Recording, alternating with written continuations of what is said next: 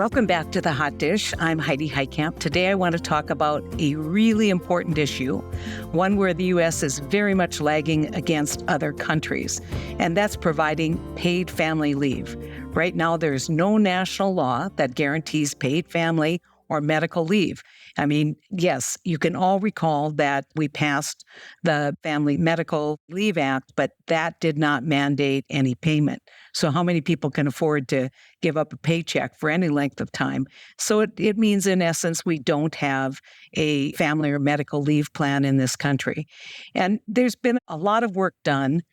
Some states do provide it, but it's not a federal law. And One Country Project brought together more than 500 Wisconsin residents. Now, Wisconsin, not known as a hotbed of liberalism, to talk about their feelings on paid family leave, and the results are pretty overwhelming. Doug Escher is a partner at Forbes Tate, and he's here to discuss those findings. So welcome, Doug. Just really excited to have you on to talk about this issue. I worked on it when I was in the Senate with Kirsten Gillibrand, and it is something that we believe will be a voting issue for a lot of American families. So can you tell me a little bit about what you learned in Wisconsin? Absolutely, Senator, and thank you for having me. We found widespread support for a national paid family and medical leave program. We found 78% support creating a national paid family and medical leave program that would allow people to earn a portion of their pay while taking time away from work for medical issues and to help care for close family members. We didn't just find it was 78% in small segments of the population in Wisconsin. We found this was a cross-party issue, meaning 90% of Democrats, not surprisingly, support this, but so do 69% of Republicans in Wisconsin and 77% of independents. As you suggested, it's something that goes on everywhere in the world, and in Wisconsin, and most likely across the country, it's a bit of a no-brainer. You know, these results do not surprise me, Doug, because when I was promoting this issue in North Dakota, one of the arguments that I raised was with North Dakota small businesses. I said, you can't compete against big companies for talent because they will provide this service, just like, healthcare, any other kind of employee benefit. And you want to be able to recruit the best and the smartest. People want to work for you. But if they're given a choice of working for an employer that provides 3-month paid leave for paternity, or for you when you aren't providing any of that, where are they going to go? And the other thing is, for America, when we think about kind of repopulating the population trends that we have here, we have to make having kids more affordable. And, we have to be family friendly if we are going to grow bigger families. How much of this did you hear when you were in Wisconsin talking to folks? We've heard that in focus groups. We've heard concerns about it, not just in Wisconsin, but around the country. And I think what's going on is people have caregiving responsibilities. It's men, it's women, it's children, it's parents. And they bring it up across work we do, not just on paid family leave. And I think, to your point, it's about being competitive at business, but it's also creating an environment where people feel comfortable making long-term commitments to an office, to an employer.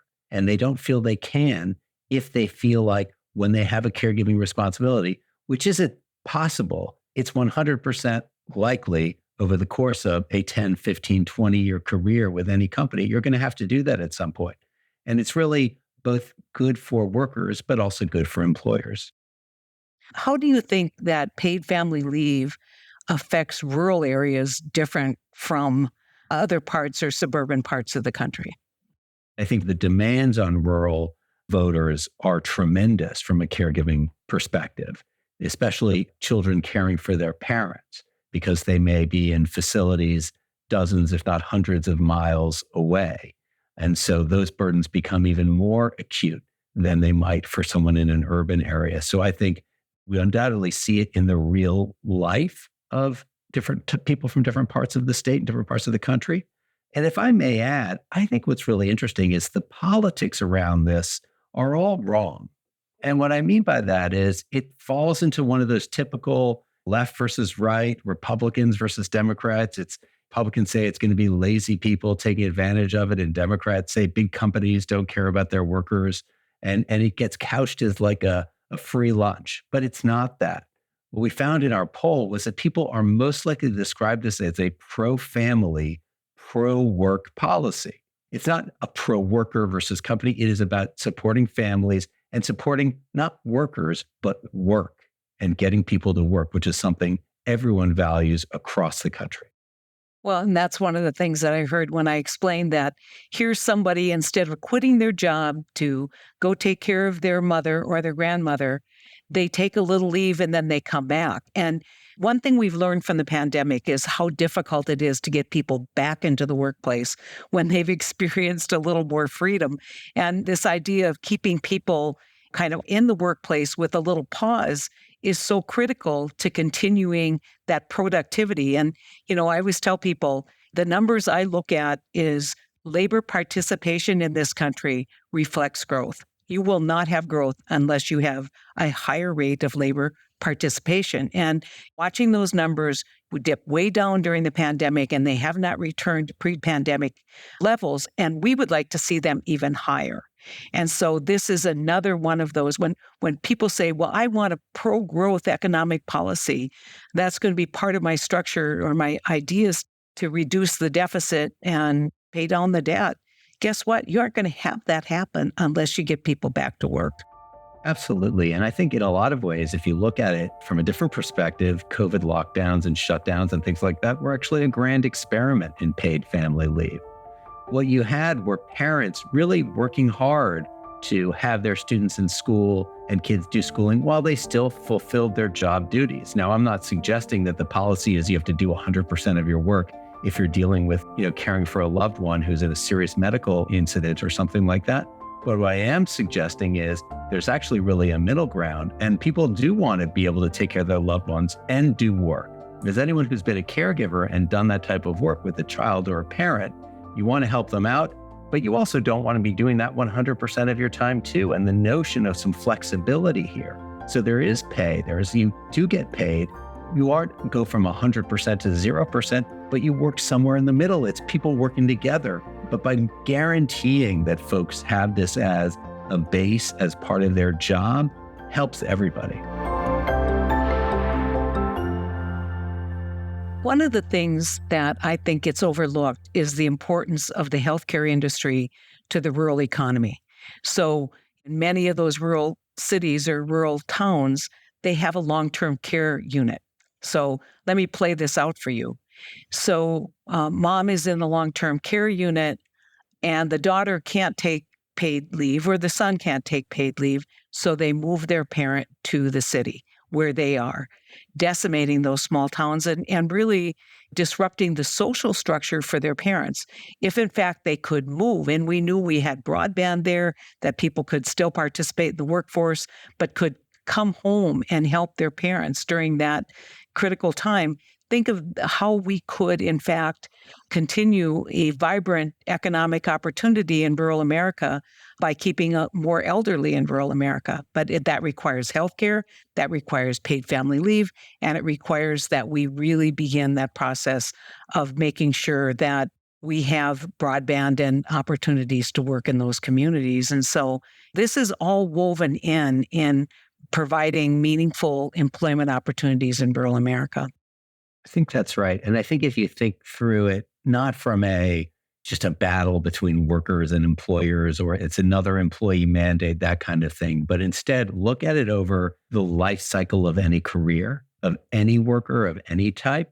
The days of dad going to work and mom taking care of everything in the house are over. They're over everywhere in rural America, in urban America, and those kinds of things. And if instead of looking at it as just an either or, but instead a little bit more fluid and flexible, I think to your point, Senator, you could have the ability to keep people either at home or at a facility closer to their social network.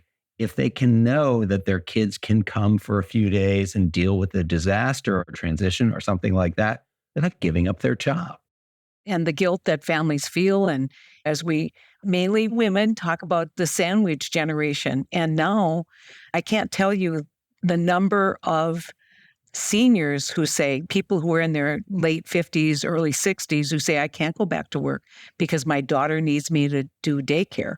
And that's a whole nother issue that we've been talking about here on the Hot Dish, how important that daycare is, because it really affects productivity and that affects the entire economy. This isn't about a giveaway to folks. This is about making sure people keep employment skills up and that they have an opportunity to continue to work. So anyway, Doug, any other great observations for good of the order here? Yeah, I think just one other thing we found in our poll is this is good politics. You had a majority saying they'd be more likely to support a candidate who supports a national paid leave policy. And again, 61% said they'd be more likely, but more important, just 12% said they'd be less likely, including 49% of Republicans, with just 19% of Republicans saying they'd be less likely to vote for a candidate who supports this. So, this is the kind of thing that you can find common ground. And while it's positioned as a left of center type of issue, I think in the current political discussion, there's plenty of room to move it back to the center and get good support across the aisle in Wisconsin and presumably nationally. Time has come. Time has come for paid family leave. Anyway, Doug, thanks for joining us. And thanks for the tremendous work that you're doing, educating the public, educating policymakers on how they can win hearts and minds of suburban women in particular. Thank you for having me.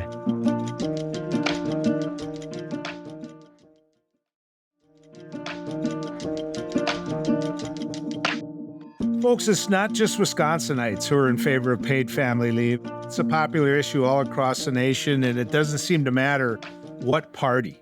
It crosses party lines. Adrienne Schreer is our guest. She's a fellow at the Bipartisan Policy Center. Adrienne, thanks for joining me on the Hot Dish. I'm so glad to be here, Joel. Thanks for having me. Okay, I'm looking at the numbers that were put together in the poll. And being an old local politician myself, if I saw numbers like this, I would be jumping all over this issue. The numbers in Wisconsin, even in some of the very rural conservative areas, paid family leave is through the roof. I mean, people want it. You're exactly right. People across this country are really struggling to balance work and family. Sometimes that family they're struggling to balance is a new baby that they've just given birth to or adopted or fostered into their home. Sometimes it is caring for a mom, aging, or a husband or partner who's going through chemo, or a child who has a critical issue. Sometimes it's caring for yourself. And the self-care has really changed over time, right? You used to take medical leave when you got hit by a car or you have a work incident or had a heart attack.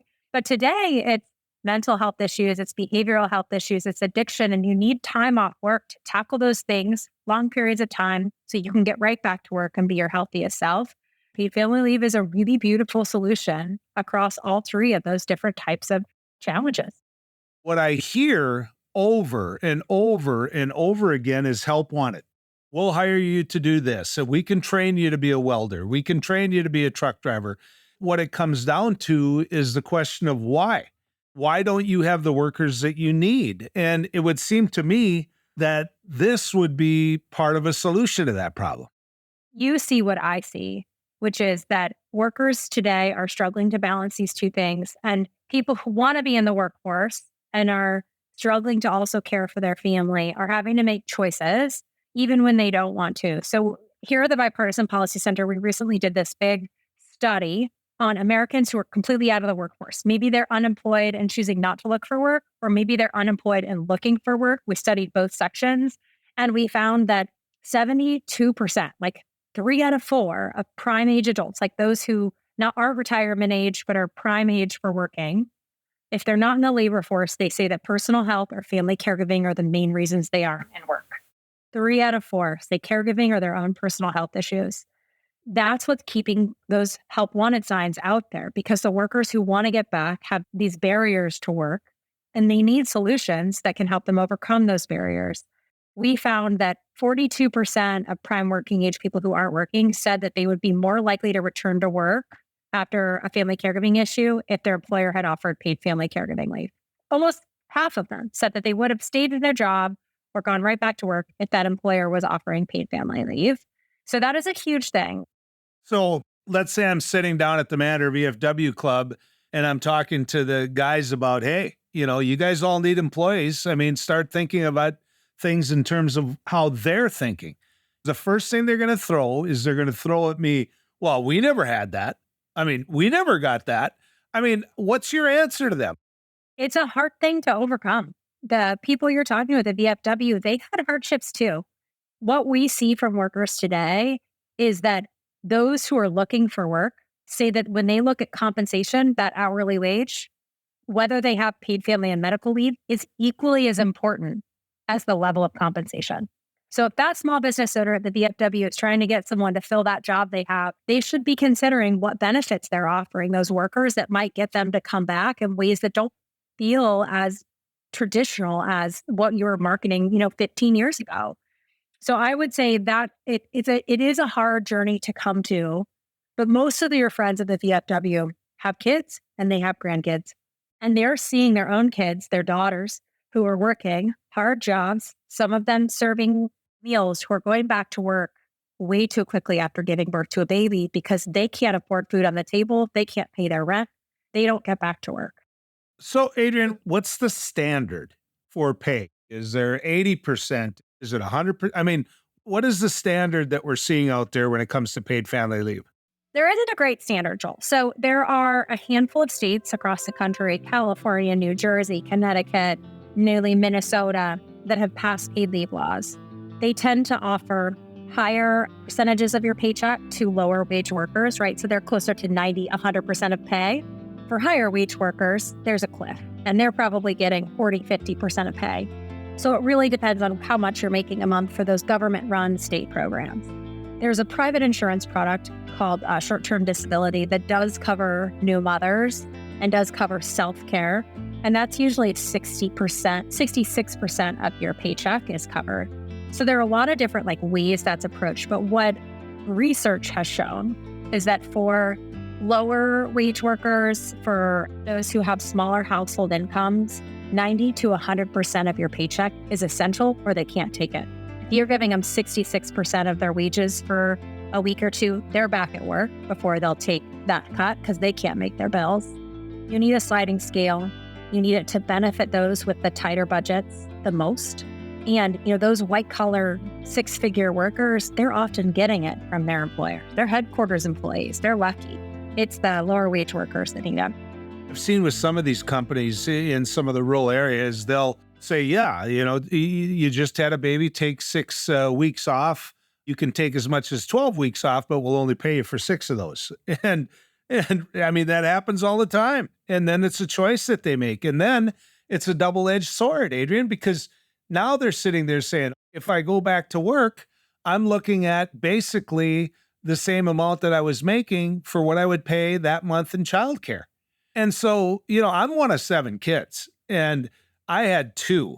Heidi was one of that 7, and everybody's going, where did the workforce go? Well, it got too expensive and too tough to have kids, period. So true. It really is so true. I think, Joel, the hard thing about what you just said is that, so I have 5 kids. I'm the opposite of you, had more than my fair share. And it's hard as hell. Childcare is so expensive. But the reason I stay working is for my long-term income. I might spend more on childcare than I make this year, but that's only a few years of my life. And every year I'm, sometimes earning more, I'm saving more, I'm paying into my 401k. I have access to good health care. Those non-compensation benefits, especially long-term financial security, really take a dent when you leave the workforce altogether. And for a family unit, especially for women and single women, that is a really, really hard thing because women in this country are retiring poor, much poorer than their male counterparts because they took time off to care and left the workforce. And I believe that being a stay-at-home parent is the hardest job on the planet. And I think families should be that we should be paying people good enough wages that they can choose to have one stay home and still make some sacrifices. But that's not the case in the economy today. Most families are 2 household incomes, and they're still barely making ends meet. And when they take one of them out for that short-term gain of childcare being more expensive than her pay from, teaching, they're taking her away from the pension she could have benefited from in the long run. And that's the hard thing is these little tiny policies could help people in their long-term security in ways that we aren't quite thinking about. How does America compare to other countries around the world? Joel, this is the most embarrassing part. We are the only developed country in the entire world that does not have a paid parental leave law. The only one. Most African countries, Afghanistan, most developing countries have a mandatory paid leave for new moms and often for new dads. America has zero. We are so far behind the globe. And most importantly, we are hurting our own people and our own families by tearing them apart weeks into their connectivity. There are some awful charts. They show where we stack against Japan and Canada and the UK and all of these other countries. It's the US and Papua New Guinea that don't have a paid leave program. So I don't know that we're never going to have a 12-week paid parental leave like Japan or Germany. Those are pretty generous and they don't fit as well with our capitalistic society. All that said, we can do something better than zero and get on that map as having something within this country. And if I can end, Joel, with one thing that I think is really important. For years now, we have had, a progressive left that has always galvanized around paid leave. Today, we have moderates. We have moderate Democrats like Heidi, who paved the way, supporting bold paid leave policies. And we have moderate Republicans who are paving the way, supporting bold paid leave policies.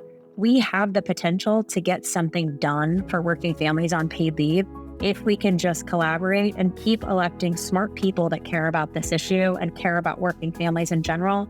And I think the will is there. The Wisconsin poll proves the will is there.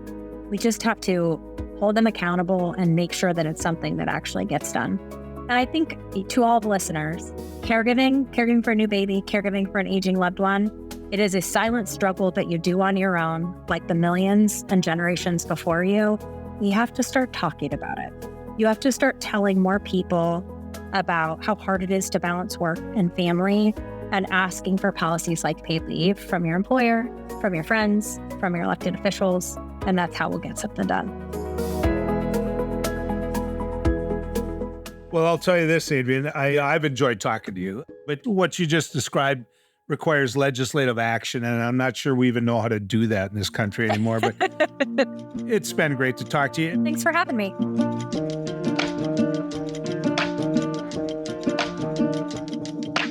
Folks, and if you think you have a bad boss, take a listen to Christine Levi when she was a first-time mother living paycheck to paycheck before Colorado required employers to provide paid family leave. Just take a listen to this. My name is Christine Levi, and I am currently a director for a legal tech company in the operations division. It's called Filevine, and it is absolutely fantastic. So I will start this disclaimer. I did not work for Filevine during this boss story. Filevine came well after. I have 2 children. I have a 6, almost 7-year-old and a 4-year-old, both girls. When I got pregnant with my oldest daughter, her name is Aaliyah, I was working for a small Denver law firm. I was unfortunately in a situation where I was living paycheck to paycheck and, wanted to start a family with my husband. And we did that. I didn't have any paid parental leave. I didn't have PTO that I could use or anything like that. And we couldn't really not have income. We had no HR department, so I didn't really have anybody to talk to about options. The boss that I had at the time made an arrangement with me in that he indicated that I could work from home after having my daughter. This was supposed to be a 6-week arrangement. So I had my daughter and went home from the hospital the day after and immediately started working. And it was to a point where my boss would call me starting at 8 a.m. on the hour every day, asked me, "Are you working? What are you doing? What have you been doing?" And it was just much more overbearing than it would have been had I been in the office, because he was calling me constantly every hour. There would be times that he'd call after 5 o'clock as well.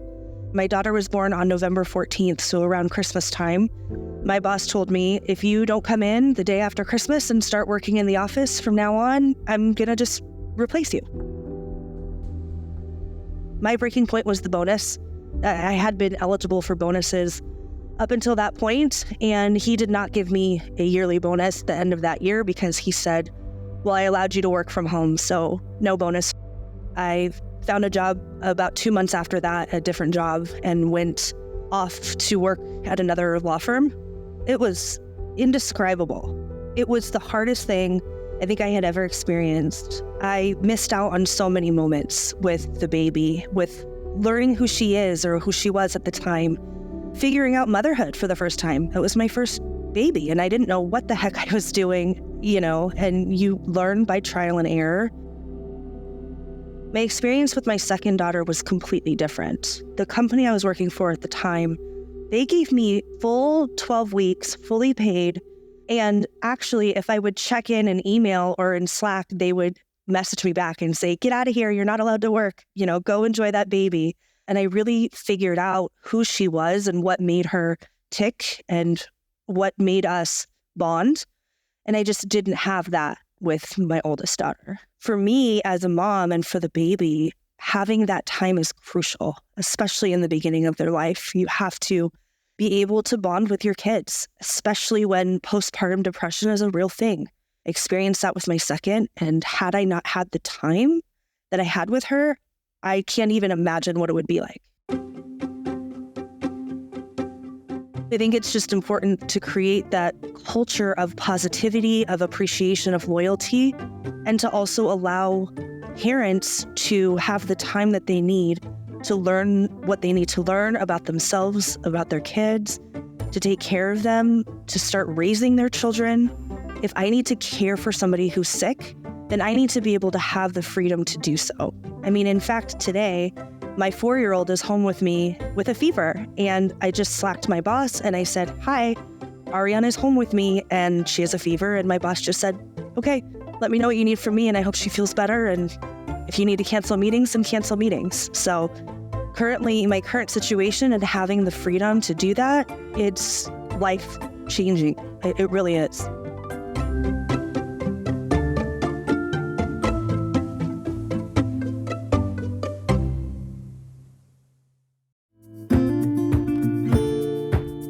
Thanks so much for joining us today on The Hot Dish. If you enjoyed our show, please rate and review us on Apple Podcast or wherever you get your podcasts. And to support the important work that One Country Project is doing to elevate the needs of rural America and Washington, please visit onecountryproject.com/give. Thanks so much. We'll see you in 2 weeks.